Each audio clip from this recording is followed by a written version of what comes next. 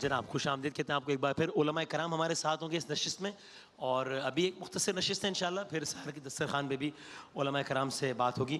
اور ہمارے ساتھ بس میں بغیر کسی تمہید کے بس سیدھا پڑھتا ہوں سوالوں کی جانب. ہم نے اس حوالے سے تکرار کے ساتھ بات کی ہے, لیکن میرا جی چاہتا ہے کہ ہم پھر سحر کے دسترخوان میں لوگوں کے سوالات اور سب لے لیں گے. لیکن آج چونکہ ابھی یہ لمحات گزر رہے ہیں اور کچھ گھنٹے باقی ہیں ابھی بھی, تو میں چاہتا ہوں یہ ابھی جو لمحات چل رہے ہیں ماہ مبارک کے آخری لمحات ہیں اس عنوان سے بھی, اور شب 27 رمضان اس عنوان سے بھی, آپ سب کی ایک رائے لے لوں. داؤدانی صاحب بسم اللہ الرحمن الرحیم. ظاہر ہے کہ اب تو وہ رات آ گئی مشہور قول کے مطابق کہ جس میں پروردگار عالم نے قرآن مجید کو نازل فرمایا, کہ جس کا اعلان ہوا کہ انا انزلناہ فی لیلۃ القدر, کہ ہم نے شب قدر میں سے نازل کیا. خیر من الف شہر کہہ کر اس کی مزید فضیلت کا اعلان کیا گیا کہ 1000 مہینوں سے بہتر ہے. سورہ حامیم دخان کے اندر کہا گیا کہ فی لیلۃ مبارکہ, مبارک رات میں ہم نے نازل کیا. پروردگار عالم نے کس اہتمام کے ساتھ یہ کہا تھا کہ شہر رمضان الذی انزل فیہ القرآن ھدی للناس وبینات من الھدی والفرقان, کہ یہ رمضان کا مہینہ ہے کہ جس میں قرآن کو نازل کیا گیا, کہ جو لوگوں کے لیے ہدایت ہے, بینات اس کے اندر ہیں. پروردگار عالم نے اس کتاب کو فرقان کہا. فرقان کا مطلب ہی یہ ہے کہ جس کے ذریعے سے ڈسٹنگوش کیا جا سکے, فرق کیا جا سکے کہ حق کیا ہے, باطل کیا ہے, سچ کیا ہے, جھوٹ کیا ہے, کھوٹا کیا ہے, کھرا کیا ہے. پھر آپ دیکھیے کہ پروردگار عالم اس کتاب کے تعارف میں کیا ارشاد فرماتا ہے سورہ بنی اسرائیل میں, کہ ان ھذا القرآن یہدی للتی ہی اقوم, کہ یہ وہ قرآن ہے کہ جو ہدایت کرتا ہے اس راہ کی طرف جو اقوم ہے, سب سے سیدھی راہ وہی ہے کہ جس کی طرف قرآن مجید کی ہدایت ہوتی ہے. یہی وہ کتاب ہے کہ جس کے لیے پروردگار عالم نے ایک گواہ کے طور پر اس کا تعارف کروایا کہ یاسین والقرآن الحکیم انک لمن المرسلین. اے سید, اے سردار, اس حکمت والے قرآن کی قسم کہ آپ یقیناً رسولوں میں سے ہیں, علی صراط مستقیم, آپ صراط مستقیم پر ہیں. تو وہ کتاب جو یہدی للتی ہی اقوم, اور اس بات کی بھی گواہی دے کہ یہ کتاب اس رسول کی رسالت کو پہچنوا رہی ہے کہ جو علی صراط مستقیم ہے, وہ صراط مستقیم پر ہے, یعنی ان کے معصوم ہونے کا بھی اس کے اندر اعلان ہو رہا ہے. تو ہمیں اندازہ ہوتا ہے کہ یہ پروردگار عالم کے تمام تر تحفوں میں بہت ہی بڑا تحفہ ہے کہ جس کا پروردگار عالم نے شب قدر کے تعلق کے ساتھ ذکر فرمایا ہے. تو اس سے جتنا make the most of it, جتنا انسان استفادہ کر سکے. دسترخوان تو بچھا ہوا ہے, گرگدہ کاہل بود تقصیر صاحب خانہ چیست, کہ اگر فقیر ہی کو مانگنے کا ڈھنگ نہ آتا ہو اور وہ سستی کا مظاہرہ کرے تو پھر صاحب خانہ سے شکوہ نہ کرے, اس لیے کہ اس نے دسترخوان بچھا دیا. سبحان اللہ, جزاک اللہ. بسم اللہ الرحمن الرحیم. ایک تو وسیم بھائی سر دست, آج کی رات چونکہ مغفرت کی رات ہے, تو نبی کریم علیہ السلام کی یہ دعا جو سیدہ عائشہ سے مروی ہے کہ آپ اس رات میں فرمایا کرتے تھے, اللہم انک عفو تحب العفو فاعف عنی. تو اس دعا کو باقاعدہ سنت رسول کی نیت سے بھی مانگیں, اور اللہ تبارک و تعالیٰ کی بارگاہ میں پرسنلی استغفار کرتے ہوئے استغفر اللہ ربی من کل ذنب واتوب الیہ بھی کہیں, استغفر اللہ بھی کہیں, اور اللہ سے اپنی زبان میں بھی کہیں کہ یا اللہ ہم تجھ سے معافی مانگتے ہیں. ایک یہ ہے کہ محفل کے اندر مجموعی طور پہ آپ کہہ رہے ہیں, اور ایک انفرادی طور پہ ڈائریکٹ اللہ سے کنیکٹ ہو رہے ہیں, وہ بھی ضروری ہے. معافی مانگے, اور دوسرا اللہ تعالیٰ سے جو مانگنا ہے اس رات میں مانگے. نبی کریم صلی اللہ علیہ وسلم نے فرمایا کہ اللہ تعالیٰ سے جب بھی مانگو, ایک صحابی رسول نے جنت کی دعا کی تو آپ نے کہا جنت الفردوس مانگو. اللہ کے پاس کمی نہیں ہے, مانگو, دل کھول کے مانگو. تو اس لیے اللہ تعالیٰ سے اس رات میں, بے شک گناہ گار ہیں, بدکار ہیں, ہم تو اس قابل نہیں ہیں جو اس نے ہمیں زندگی اور نعمتیں دی, ہم نے نہ اس کا شکر ادا کیا نہ حق ادا کیا. وما قدر اللہ حق قدرہ, جو اس کی قدر کرنے کا حق تھا وہ ہم نے قدر کی ہی نہیں. لیکن بہرحال وہ رحیم ہے, وہ کریم ہے, وہ مہربان ہے.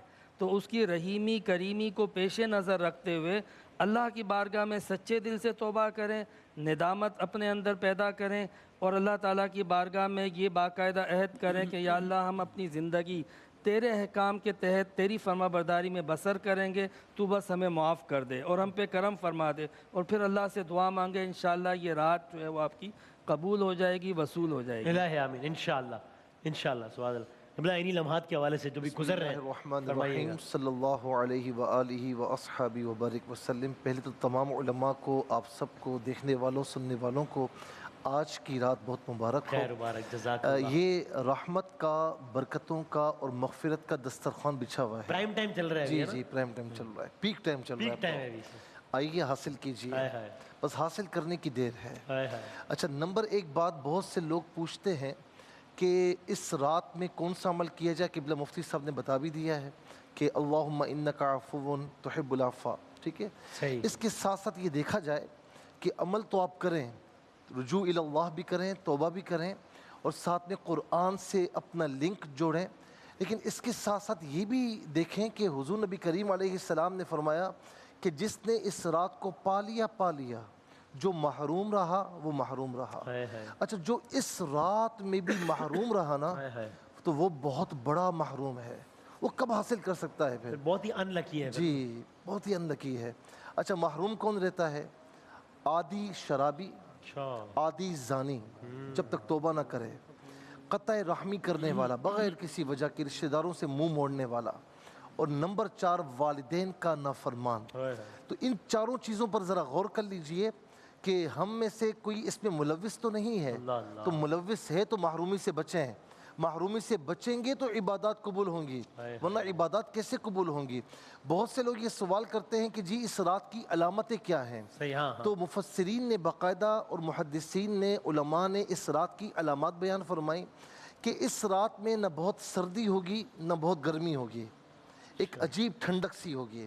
اس رات میں کتے نہیں بھونکتے، اس رات میں آندھی طوفان نہیں آتے، اس رات میں جادو اثر نہیں کرتا، اس رات میں سمندر کا کھارا پانی میٹھا ہو جاتا ہے، اور اس رات میں جب صبح ہوتی ہے اور طلوع آفتاب ہوتا ہے تو آفتاب جو ہے بغیر شعاؤں کے طلوع ہوتا ہے، اس لیے کہ ویسے جب بھی طلوع آفتاب ہو تو شیطان اس کے ساتھ ملوث ہوتا ہے، لیکن اس رات کے بعد جو طلوع آفتاب ہوتا ہے تو شیطان اس میں نہیں ملوث ہوتا۔ تو یہ اس رات کی برکتیں ہیں۔ اچھا، ہمیں نظر کیوں نہیں آتی؟ تو اس کا بڑا سادہ سا جواب ہے، آنکھ والا تیرے جوبن کا تماشا دیکھے، دیدہ ایک کور کو کیا نظر آئے کیا دیکھے۔ تو ہمیں صرف عبادات کرنی ہے، ہمیں علامات کی طرف زیادہ توجہ نہیں کرنی، مغفرت کا حصول۔ اور آخری بات، کم از کم اتنا کر لیں کہ روڈوں پر فضول گھومنے کے بجائے، ادھر ادھر کی ہانکنے کے بجائے، یا تو مسجد کا رخ کر لیں، کم از کم یہ کر لیں کہ عشاء کی نماز آپ نے بجماعت پڑھ لی، اب نیند آ رہی ہے سو جائیں، اس انتظار میں کہ صبح اٹھ کر سحری کرنی ہے اور صبح اٹھ کر ہمیں فجر کی نماز ادا کرنی ہے، تو انشاءاللہ تب بھی آپ کو عبادت کا ثواب دیا جائے گا۔ اور یہ فرمایا کہ جس نے یہ کلمات روزانہ 3 مرتبہ پڑھ لیے، لا الہ الا اللہ الحلیم الکریم، سبحان اللہ رب السماوات و رب العرش العظیم، تو اللہ تبارک و تعالیٰ اس سے بھی شب قدر کا ثواب عطا فرمائے گا۔ کہتے ہیں نا کہ جس رات کی تو نے قدر کر لی وہ رات تیرے لیے شب قدر ہے۔ کیا کہنے، سبحان اللہ، سبحان اللہ۔ قبلہ بسم اللہ الرحمن الرحیم۔ بڑے خوبصورت انداز سے سارے علماء کرام نے بیان فرمایا۔ میں صرف یہ عرض کرنا چاہتا ہوں کہ دیکھیے، جس طرح حضرت نے فرمایا کہ ہمارا کام ہے عبادت کرنا، آگے نوازنا عطا کرنا یہ اس کی مرضی ہے، جو چاہے کرے۔ اب عبادت ہے کیا، کس اصول پہ ہمیں عبادت کرنی چاہیے، اور امت میں سارے اولیاء اور صالحین میں یہ اصول موجود رہا ہے، اور یہ جو جملے میں عرض کرنے لگا ہوں یہ مولا کائنات شیر خدا کی طرف منسوب ہیں کہ آپ یہ ارشاد فرمایا کرتے تھے کہ انی اکرہ ان اعبد اللہ ولا غرض لی الا ثوابہ، کہ میں اس چیز کو ناپسند کرتا ہوں کہ صرف اس غرض کے لیے اللہ کی عبادت کروں کہ مجھے ثواب لینا ہے، یہ مجھے پسند نہیں ہے۔ وَإِنِّي أَكْرَهُ أَنْ أَعْبُدَهُ، اور یہ بھی میں ناپسند کرتا ہوں کہ اس لیے عبادت کروں لِخَوْفِ عَذَابِكَ، کہ مجھے تیرے عذاب کا خوف ہے۔ تو پھر سوال ہوا کہ حضرت آپ عبادت کرتے کیوں ہیں، اور آپ تو ایسے عبادت کرتے تھے کہ آپ کی ایڑی سے تیر بھی نکلتا تھا تو احساس تک نہیں ہوتا تھا، یعنی اس طرح محویت میں اللہ کی بارگاہ میں حاضر ہوا کرتے تھے، یعنی اس لیے عبادت نہیں کہ مجھے ثواب کی غرض ہے، اور اس لیے بھی عبادت نہیں کہ عذاب کا خوف ہے۔ پھر کیوں؟ اعبدہ لما ہوا اہلہ بایادیہ و انعامہ، جو اس نے مجھ پہ احسانات فرمائے ہیں، جو انعامات عطا فرمائے ہیں، میں اس لیے اس کی عبادت کرتا ہوں۔ تو آج کی رات ہمیں اس چیز سے بالا تر ہو گئے کہ ملے گا کیا، وہ تو جو چاہے وہ عطا فرمائے، وہ جسے چاہے عطا فرمائے، وہ صرف ایک لمحہ میدان جنگ میں حاضر ہونے والا جس نے زندگی میں سجدہ نہ کیا اسے جنت الفردوس عطا فرما دیتا ہے۔ تو ہمیں ان لوگوں کے نقش قدم پہ چلتے ہو اللہ کی بارگاہ میں حاضر ہونا چاہیے، اور یہ نظریہ اللہ نے مجھے آزاد پیدا فرمایا ہے، اور آزاد لوگوں کی عبادت میں اور غلام لوگوں کی عبادت میں فرق ہے، اور وہ فرق کیا؟ عبادت الاحرار لا تکون الا شکرا للہ ولا خوفا ولا رغبتا، کہ آزاد لوگوں کی عبادت صرف اللہ کی بارگاہ میں شکر ادا کرنے کے لیے ہونی چاہیے، نہ کوئی خوف نہ کوئی رغبت، اب جو چاہے وہ عطا فرمائے، اور انسان ہر اس حال میں خوش رہے جس حال میں خوش رکھنا چاہتا ہے۔ اور حضرت ربیعہ، یہ آقا کے غلام صحابی نوکر خادم جو آپ کو وضو کروایا کرتے تھے، ایک دن رحمت للعالمین نے ارشاد इरशाद फरमाया रबिया मांगो क्या मांगना चाहते हो? तो सहाबा का कीदा क्या अर्ज किया, आका मुझे जन्नत में आपकी रफाकत चाहिए। अब यहाँ हमें ये देखना है कि सहाबी ने ये नहीं अर्ज किया कि आका जन्नत चाहिए, फरमाया जन्नत में रफाकत चाहिए।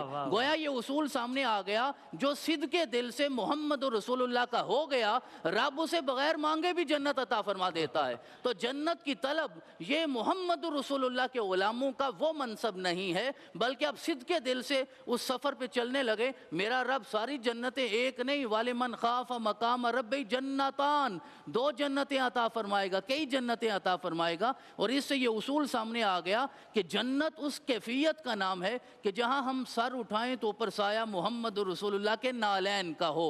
अगर आका का दीदार नसीब ना हुआ तो कोई नेमत नहीं है। और आखिरी जुमला ये है, ये उसूल पेश नज़र रखते हुए कि देखिए मेरे रब ने दुनिया में भी एक जन्नत रखी है जिसे हम रियाजुल जन्ना कहते हैं, और वो मदीना में है, मदीना के अलावा कहीं और नहीं है। इसका मतलब ये है कि दुनिया की जन्नत भी मोहम्मद रसूलुल्लाह के कदमों में है और आखिरत की जन्नत भी मोहम्मद रसूलुल्लाह के कदमों में है। तो हमें वो सजदा करना चाहिए जिससे अल्लाह भी राज़ी हो जाए, जनाब मोहम्मद रसूलुल्लाह भी राज़ी हो जाएं, और इस रात की कदर करने की हमें तौफीक अता फरमाए। सुभान अल्लाह, जज़ाकल्लाह जज़ाकल्लाह, क्या कहना है।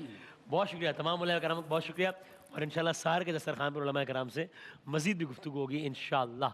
नशरियात जारी है, वक्फे के बाद हाज़िर होते हैं इंशाल्लाह।